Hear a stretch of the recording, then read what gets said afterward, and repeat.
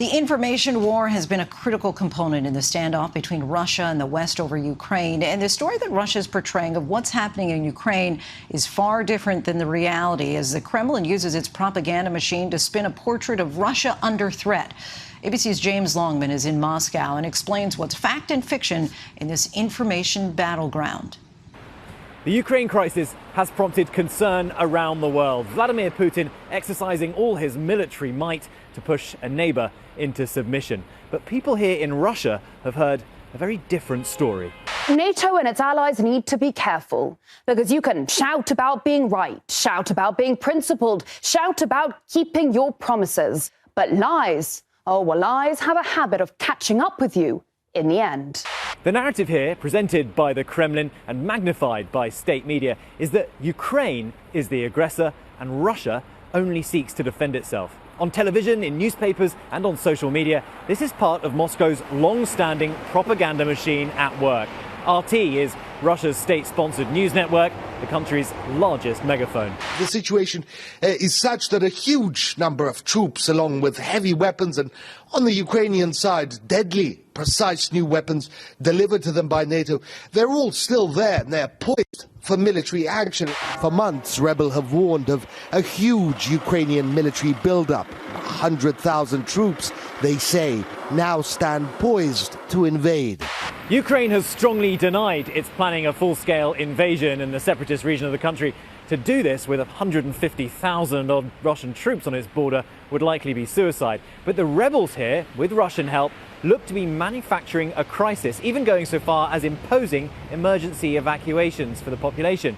This is all being done to paint a picture of a humanitarian crisis caused by Ukraine. And if you follow Russian news media, this is what you're seeing and hearing.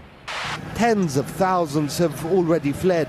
They live with relatives or in refugee centers. They fear that this war could be even worse than the last, thanks to the generosity of NATO states. Back then, Ukraine wasn't ready for war. And now it's ready because it's received weapons from Europe and will use them here. They say if they get to our territory, to Donbass, no one will be left. They won't even spare children. They'll destroy everyone. We spoke to a few Russians here to get their take on what's been happening. Of course, this is a huge country with different attitudes, but so much of the Kremlin's arguments are grounded in widely held beliefs here about things like Western aggression and hypocrisy. Generally speaking, you don't believe that Russia is a threat to Ukraine. You don't believe that? Yeah, I don't believe. You don't believe that? And even though 150,000 Russian troops are on the border all around Ukraine, you don't think they're threatening Ukraine? From a military point of view, it's somehow it's politics. Fighting with Ukraine, it's like your brothers. Yeah. No, it's like your brother. Yes. Yeah. So would you be upset if there was an invasion? Yes, definitely, yes. Do you think that Russia will invade Ukraine? Well, personally not. I really hope, and I just I just hope that no. I think generations are changing, and well, people of my age, they think more, and they have critical mind in these things. We have things like YouTube, like different websites where we can read quite objective information. The US has warned of Russia's use of false flag operations to start a pretext for war. Let's look at one specific attempt to frame the narrative.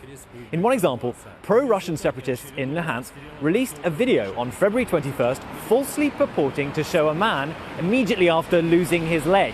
The separatists claim it was an attack from Ukrainian forces. However, ABC News has confirmed the narrative to be bogus. Earlier, unblurred versions of that same video clearly show that the man was an amputee. Take a look, the attachment for a prosthetic leg is clearly visible.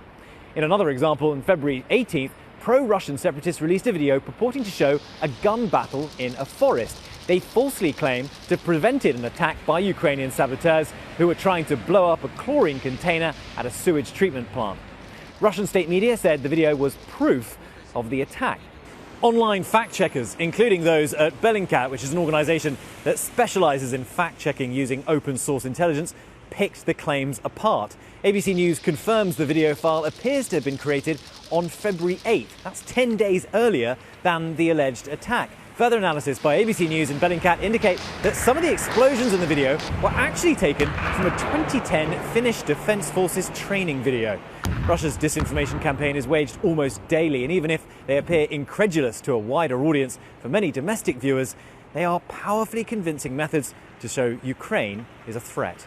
Most of these false flag operations are not to convince the West or anybody outside Russia. They're to convince the Russian people. And since he controls all the media, he controls the messaging and he controls what they see, which means they believe only what Mr. Putin feeds them. And for those who do doubt Vladimir Putin's version of events, the level of control he has over media narratives here is an intimidating reminder of his power. He does not need the permission of his people to go to war. But keeping the appearance of democratic legitimacy while pursuing his own objectives is a defining characteristic of Putin's Russia. Our thanks to James. Hi, everyone. George Stephanopoulos here. Thanks for checking out the ABC News YouTube channel. If you'd like to get more videos, show highlights, and watch live event coverage, click on the right over here to subscribe to our channel. And don't forget to download the ABC News app for breaking news alerts. Thanks for watching.